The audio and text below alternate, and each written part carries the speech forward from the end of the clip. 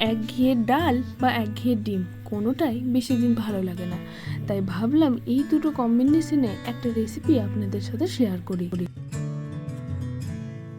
তাই আজ বানানো হবে ডাল বড়া ডিম, যার স্বাদ মাছ, মাংস আর বা অন্যান্য কোনো রিচ রেসিপিকে দূরে সরিয়ে দেবে। প্রথমে নিয়ে নেব এখানে কিছুটা মসুর ডাল, প্রায় 250 গ্রাম মতো। তবে এখানে আমরা যে মসুর ডালটা ব্যবহার করছি এটার দানা কিন্তু খুবই ছোট ছোট, এটার স্বাদও কিন্তু বড় দানার থেকে অনেক বেশি হয়। তাই চেষ্টা করবেন যখন এই রেসিপিটা বানাবেন অবশ্যই এই ছোট দানাটা ব্যবহার করতে। ডালটাকে খুব ভালো করে জল দিয়ে ধুয়ে নিয়েছি। যে কোনো রকম ডালই রান্না করার আগে যদি আধ ঘন্টা ভিজিয়ে রাখা হয় তাহলে স্বাস্থ্যের জন্য খুবই ভালো। তাই এখানে ডালটাকে আমি আধ ঘন্টা ভিজিয়ে রাখবো।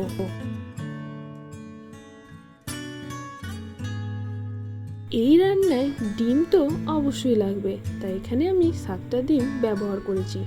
আর ডিমটা সিদ্ধ করতে দেওয়ার আগে অবশ্যই নুন দিয়ে জলটাকে বয়েল করতে দিয়ে দেবো।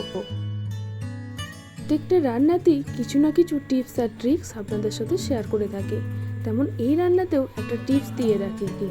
ডিম বয়েল করতে দেওয়ার সময় জলটা গরম করে তারপরে ডিম দেবেন, তাতে ডিম যদি ফাটা থাকে চট করে বেরিয়ে আসবে না, জমাট বেঁধে যাবে। কিন্তু ঠান্ডা জলে যদি ডিম দিয়ে দেন ফাটা থাকলে কিন্তু ডিমটা বেরিয়ে চলে আসবে। নুন দিয়ে সিদ্ধ করার জন্য ডিম খুব তাড়াতাড়ি সিদ্ধ হয়ে গেছে। ডিমটাকে নামিয়ে খোসা ছাড়িয়ে নেব। পুরো রান্নাটা যেহেতু সর্ষের তেলে হবে তাই কড়াইতে সর্ষের তেল দিয়ে আলুগুলোকে ভেজে নেব। এখানে আলুর সাইজ একটু বড় বড় হবে।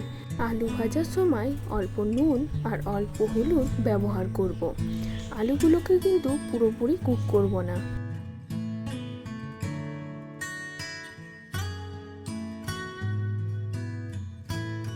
50% মতো কুক হয়ে গেলেই আলুগুলোকে তুলে নেব।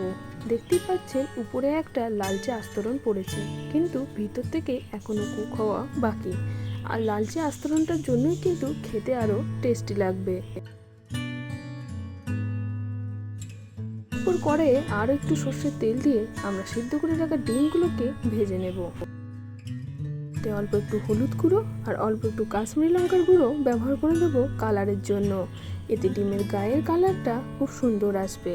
কাশ্মীরি লঙ্কার গুঁড়োটা একদমই অপশনাল, আপনারা চাইলে দিতেও পারেন, নাও দিতে পারেন।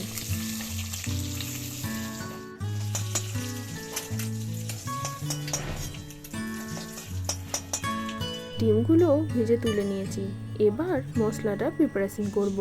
কড়াইয়ে আর একটু সর্ষের তেল দিয়ে কিছু ফোড়ন দিয়ে দেবো, 2টো তেজপাতা, 2টো শুকনো লঙ্কা আর কিছু গোটা জিরে। ফোড়নটা 5 সেকেন্ড মতো নাড়াচাড়া করার পর কুচিয়ে রাখা পেঁয়াজও দিয়ে দিলাম। এই পর্যায়ে পেঁয়াজ লালচে হয়ে এলে কাশ্মীরি লঙ্কার গুঁড়ো আর সাথে হলুদ গুঁড়ো দিয়ে দেব।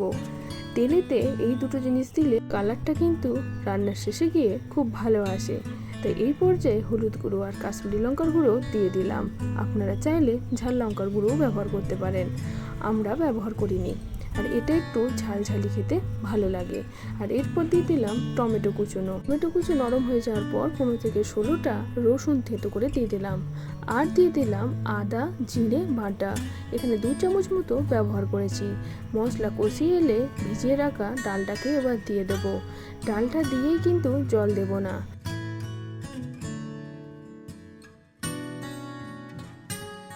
ডালটাকে কিছুক্ষণ ভেজে নেব, আর ভেজে নেওয়ার পর কালারটা যখন গাঢ় হয়ে আসবে তখনই জল দিয়ে দেব। তখনই বোঝা যাবে ডালটা ভাজা একদম হয়ে গেছে। ডালটা যত ভাজবেন ততই কিন্তু টেস্ট হবে রান্নার। এরপর পরিমাণ মতো জল দিয়ে এটাকে একটু ফুটতে দেব। ফুটে এলে এখানে 2 চামচ মতো নুন ব্যবহার করেছি, আপনারা আপনাদের স্বাদ অনুযায়ী নুন ব্যবহার করতে পারেন। আর এখানে আপনাদের ভিডিও কেমন লাগছে অবশ্যই আমাদেরকে কমেন্ট বক্সে জানাতে ভুলবেন না, তাহলে আমাদের আরও বেশি ভালো লাগবে।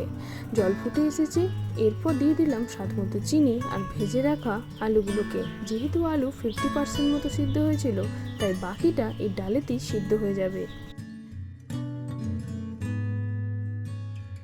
এখানে শাহি গরম মশলার গুঁড়ো আমরা ব্যবহার করেছি। আপনাদের কাছে না থাকলে আপনারা ঘরে থাকা গরম মশলাও থেতো করে নিতে পারেন। সব শেষে দিয়ে দেবো 1 চামচ মতো ঘি। এরপর খুব ভালো করে নাড়াচাড়া করে ভেজে রাখা ডিমগুলোকে অ্যাড করে দেবো। একবার এই রেসিপি বানিয়ে দেখুন। মাছ মাংসকে অবশ্যই দূরে রাখবেন। হাতের কাছে মাছ মাংস না থাকলে গেস্টকে এটাও খাইয়ে দেখতে পারেন। আপনার তারিফ গেস্ট না করে বাড়ি যাবে না। যাই হোক, রেসিপি তো একদম রেডি। এবার সার্ভ করে নেব। আশা করছি আপনাদের ভিডিওটা ভালো লেগেছে।